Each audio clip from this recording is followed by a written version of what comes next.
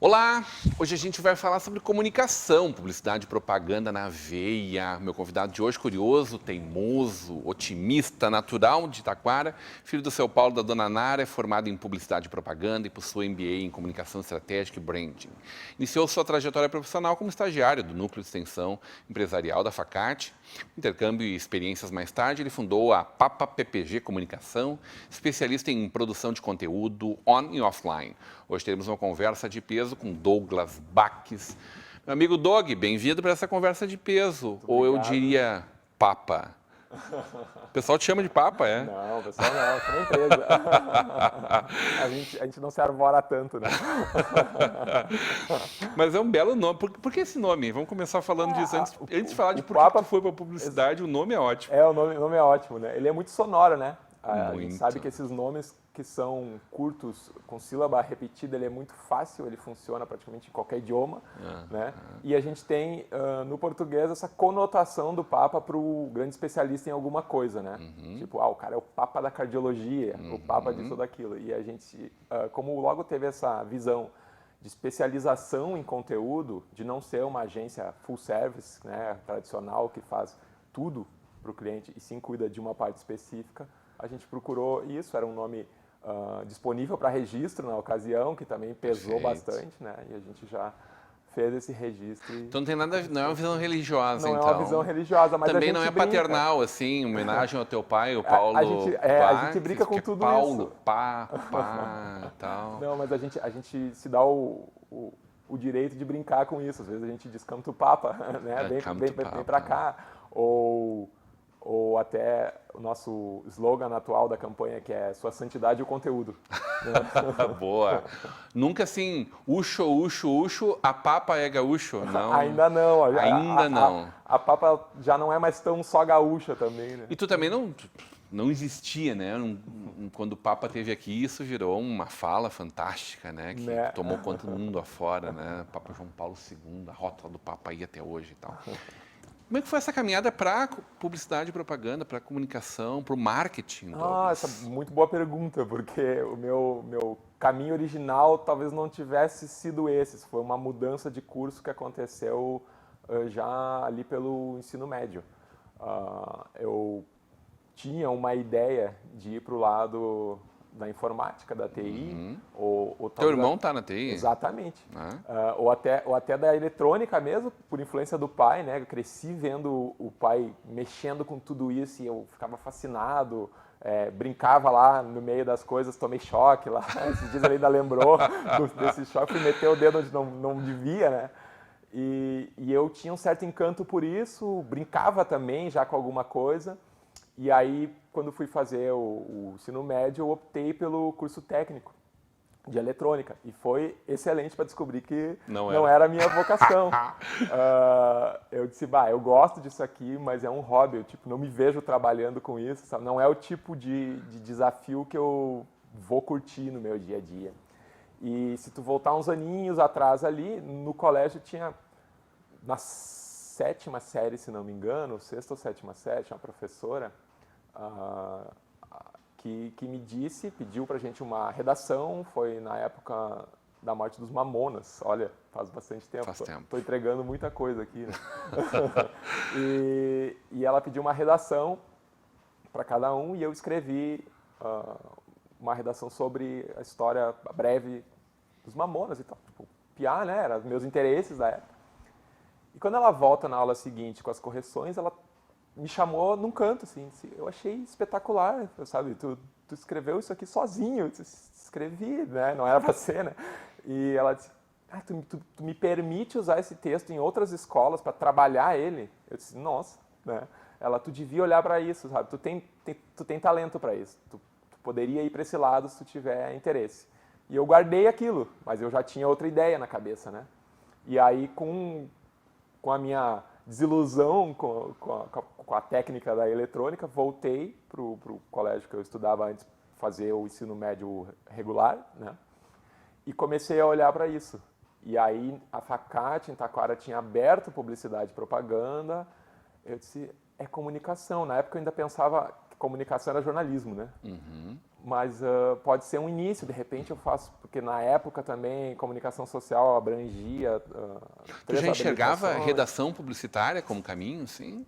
Sim, eu pensava eu pensava ainda no jornalismo como um passo seguinte. Eu pensei, Entendi. se eu começar a publicidade e não for bem isso, mudar para jornalismo é possível, né? Porque eu vou aproveitar cadeiras, tem uma relação.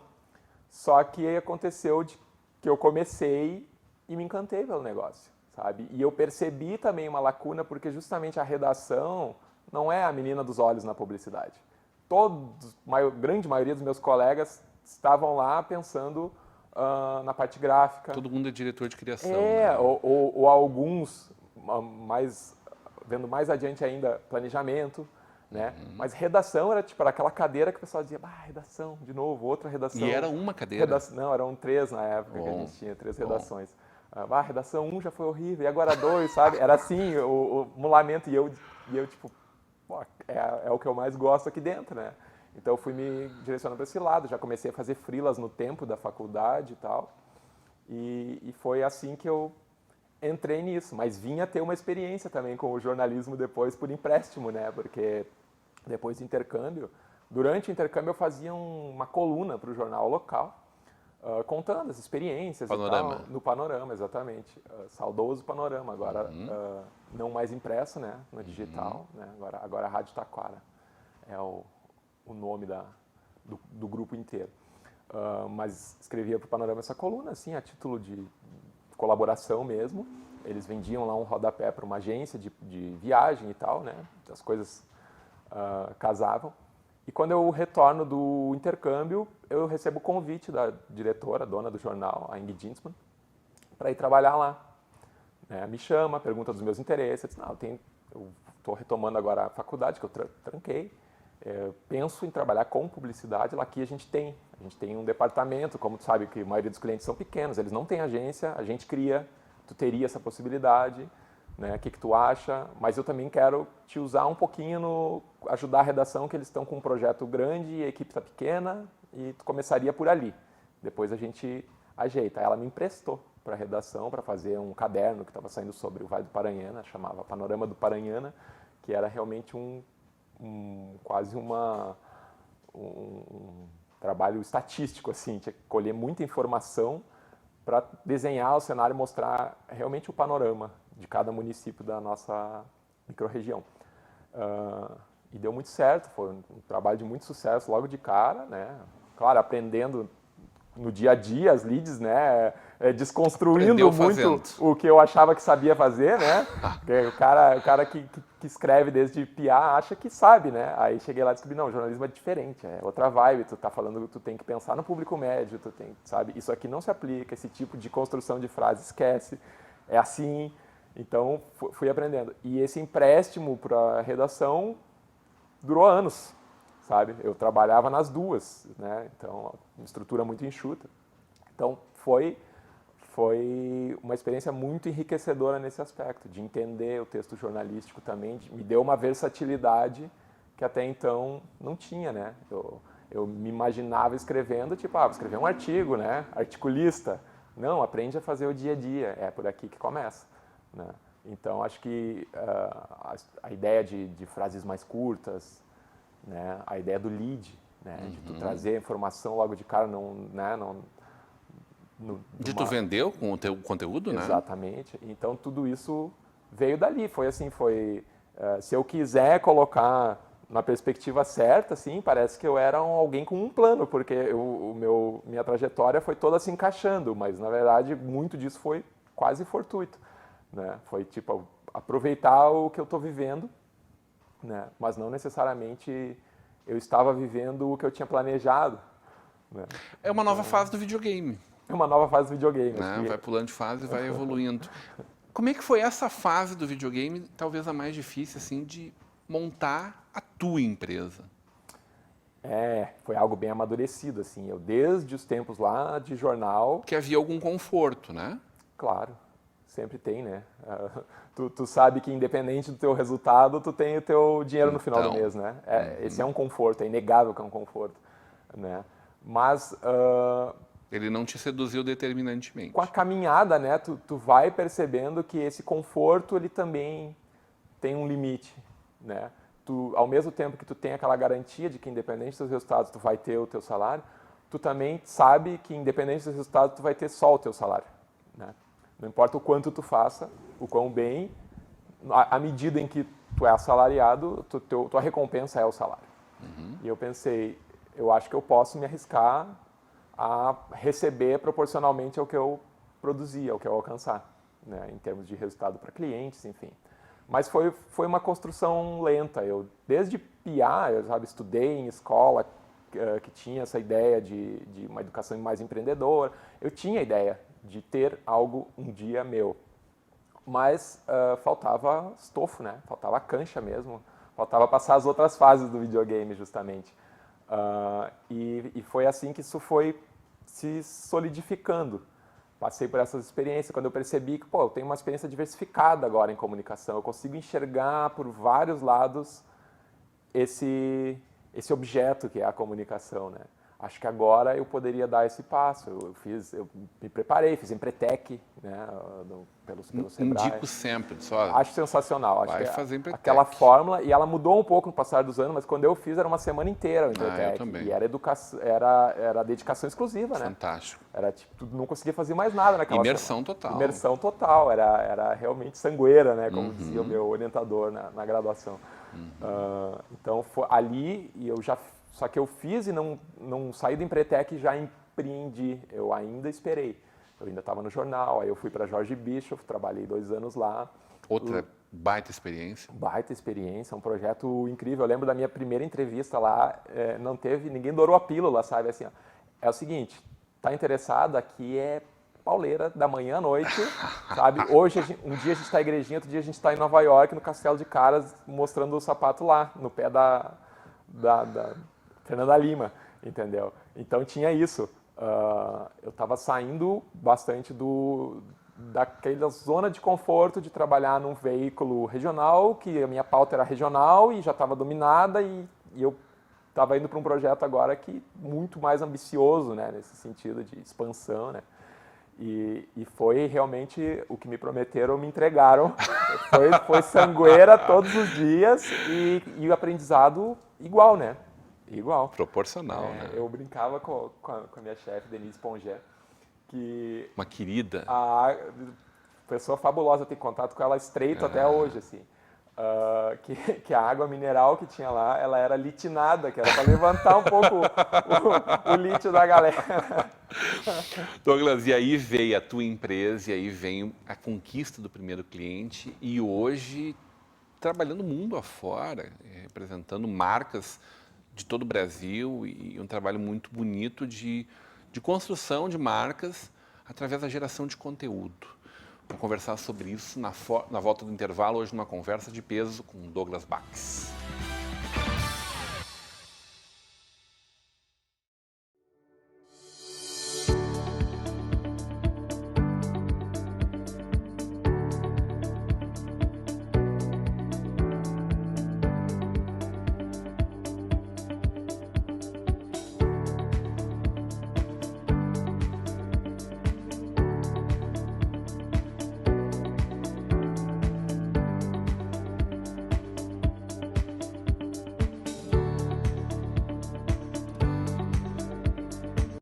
É com muita satisfação que a Unimed Vale dos Sinos faz a entrega deste presente especial a você.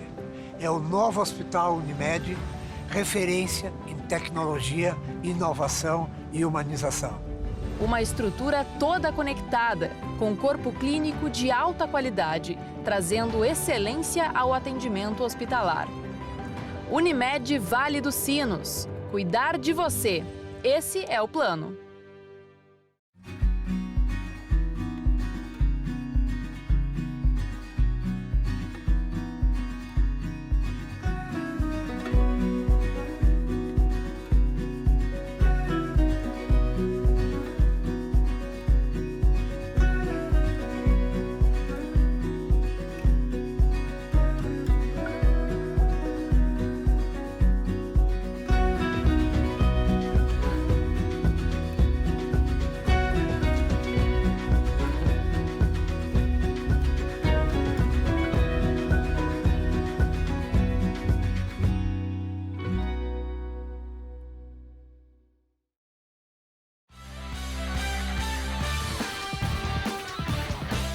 De volta para uma conversa de peso, hoje recebendo o diretor fundador, sócio da Papa PPG Comunicação, Douglas Baques, que contava um pouquinho para a gente de como foi essa construção, essa chegada, tem até a abertura do teu negócio. Qual foi o primeiro cliente aí? Nosso primeiro cliente foi a então chamada Ervaltec, hoje HT Solutions, empresa braço tecnológico. Começou bem, então. Começamos bem, braço tecnológico do Grupo Erval para o setor corporativo, né, para o mercado corporativo. É nosso cliente até hoje, nosso cliente, portanto, mais antigo, né, de 2013 até... 8 anos de Papa. Exatamente, uma parceria, e desde então com essa parceria, né, o que deve dizer alguma coisa sobre Te levou para outros negócios dentro do grupo, inclusive. Sem dúvida, realmente hoje a nossa presença lá dentro é bem notável, assim, atendendo a iPlace, está aqui, diversas marcas e projetos a Galar. do grupo, a Galar, exatamente, com conteúdo tanto para blog, quanto alguma coisa de redes sociais e outros materiais que entram daí no fluxo do inbound marketing que a gente faz. Então, tu vai ter conteúdos ricos de e-book, a gente tem feito roteiro para vídeo, né? Agora com a inserção, com a chegada da iPlace ao Uruguai, semana que vem, abre a loja lá no Punta Carretas. Muito conteúdo de vídeo para eles também, então roteiros todos produzidos por nós. Conteúdo de blog. Conteúdo de blog em espanhol. Também. Que desafio é esse? É um desafio múltiplo, na verdade, porque mais do que criar o texto e traduzir, é entender o ambiente de negócios do Uruguai. A cultura, é outra cultura. Né? O que é importante para eles, o que é diferente para eles, que a gente já acostumou o próprio formato da loja da iPlace, que é um formato bem Apple, assim, de experimentação, né? O produto está ali, tu pode mexer, deve mexer, eles incentivam isso. É um modelo que é alienígena lá em Montevidéu. Não é assim que se conhece Apple lá.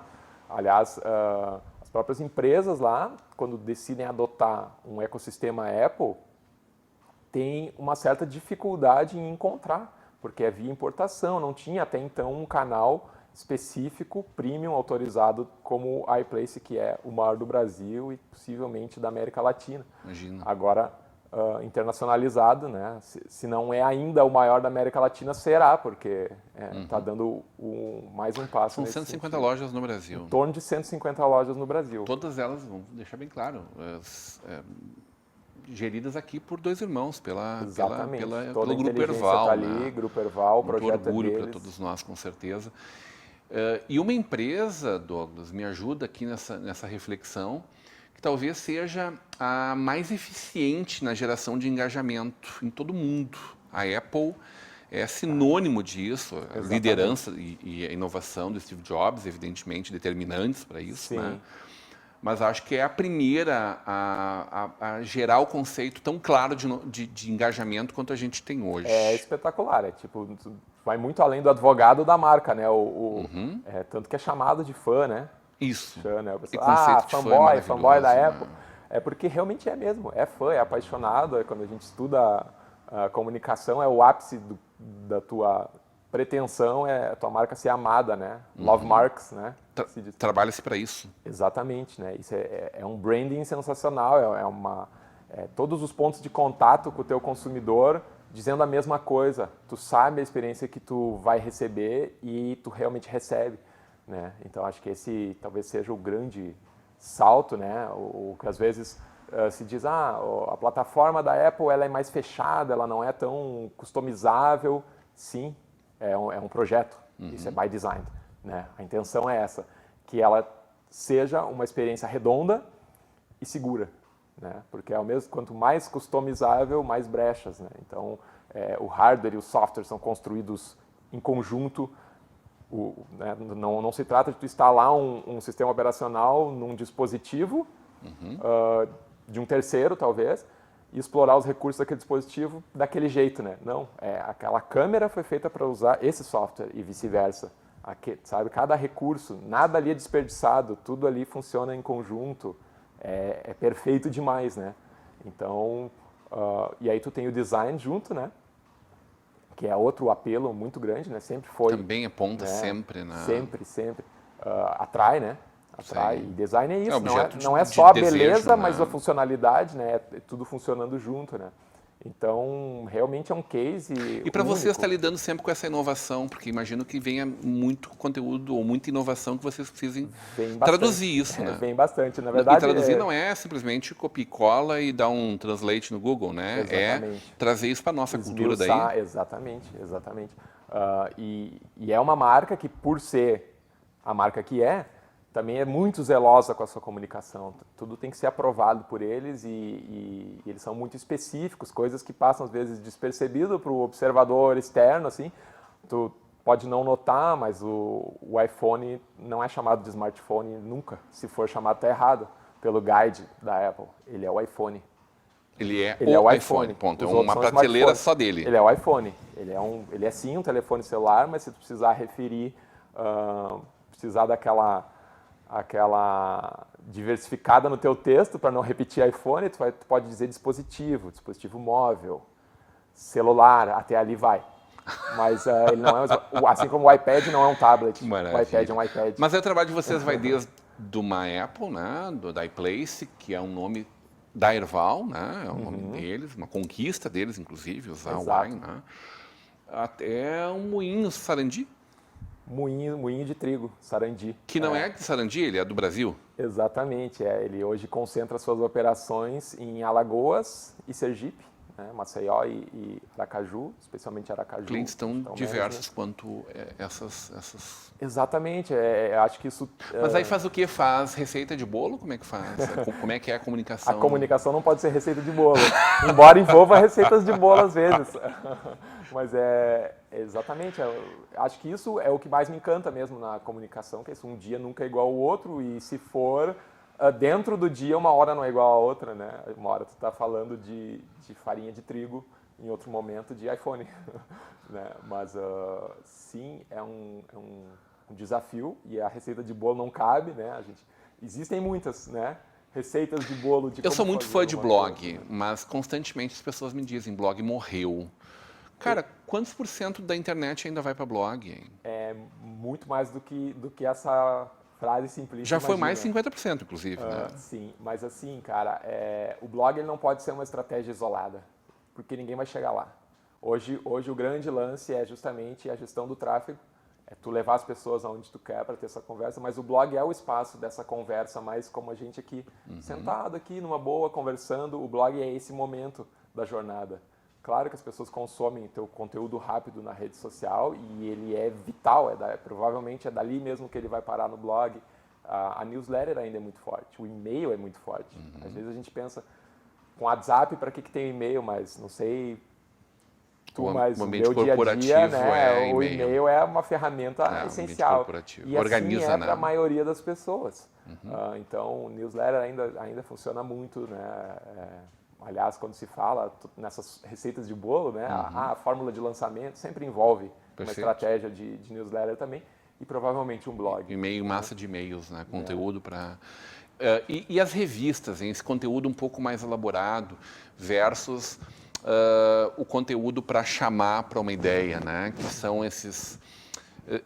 tem os PDFs rápidos, né? Coisas curtas, algumas páginas que entregam alguma coisa. Que tu dá o teu e-mail para baixar e quando tu baixa, tu diz, pô, isso aqui podia ser um post de blog, né? Não precisava ser um e-book, não tem conteúdo aqui dentro. A gente procura evitar isso. Tem alguns muito bem feitos, tem muito conteúdo muito bom. Exatamente, e é isso que tem que ser feito, porque fazer por fazer não vai engajar. Se tu te sentir enganado, pô, só queria o meu e-mail, porque aqui não tem nada que preste. Não vai funcionar. Quem nunca teve raiva de uma marca que fez isso? Exatamente. Assim como o marketing de interrupção, que a gente chama, né? Essa coisa do comercial que invade o que tu realmente que não basta um comercial. Agora o YouTube tem 3, 4 comerciais seguidos. Num vídeo longo tu vai... Te obrigando a pagar para eles todo mês. E tipo assim... Isso não agrega, né? Cara, se não funcionasse, não existiria, mas... se tu pode preferir o marketing de atração, o inbound, por que não, né? Por que não ser mais simpático com o teu cliente, né? Nesse meio, né? Falando de internet,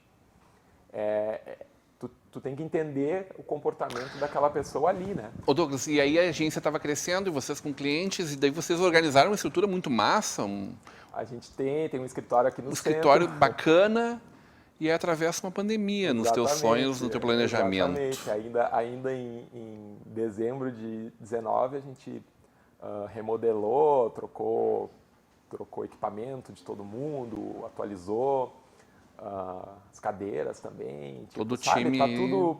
tá redondo agora, né? E aí dia 17 de março todo mundo para casa. E o máximo que Tu deixou o pessoal levar a cadeira para casa? Como é que foi? Sim, a sugestão foi essa, levem a cadeira e o computador, fiquem muito à vontade porque foi comprado para vocês. E, enfim, o pessoal já tinha tanto cadeira quanto computador em casa, acabou, quase ninguém levou, mas esteve disponível, né? Mas essa ausência no escritório, né? Quando se entra lá, eu eventualmente vou lá, a minha sócia vai todos os dias, ela gosta desse espaço para trabalhar, mas está sozinha lá. E é um vazio, né? É um vazio, por mais que a gente entenda o momento. Mas a criação é um processo coletivo. A criação né? é um processo Numa agência coletivo. necessariamente Muito funciona coletivo. muito melhor. É um fluxo, né? E no momento que tu tem um fluxo. fluxo presencial funcionando redondo e tu precisa adequar isso por uma situação como essa, para um modelo 100% remoto, tem que entender que não basta transpor a tua realidade do escritório para o online, porque não vai funcionar. Tu precisa entender as particularidades do online e do home office, né? Entendi. Tu não interrompe, é a mesma coisa que a comunicação faz, né? A gente também não interrompe. Mas aí também gera uma oportunidade gigante, porque as pessoas estão consumindo conteúdo como nunca, né? Na era digital foi o ápice, né? Justamente. Os meses de março, abril, maio, e acho que ainda muito, né? Muito, muito. No momento que tu perde o contato presencial, o que resta?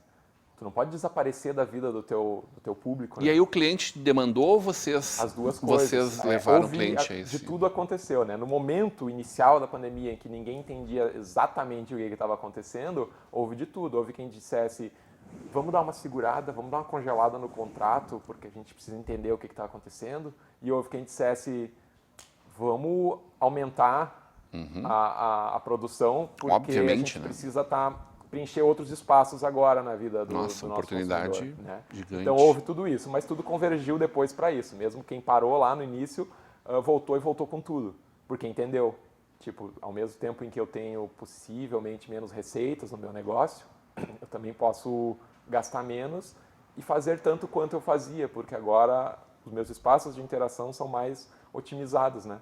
Justamente porque a gente foi jogado para o online à força, né? Esse assunto a gente ainda vai ter muito tempo para conversar, porque efetivamente isso está só começando, né? E evidentemente a gente conta muito com a tua expertise e de outras cabeças maravilhosas que a gente tem na nossa região, né? A gente sempre fala que como o calçado desenvolveu aparelhos de outras áreas, como a publicidade e propaganda, agências gigantes que saíram daqui, né, que estão aqui por conta desse desenvolvimento, dessa riqueza comercial e aí física, né, e aí de mentes maravilhosas.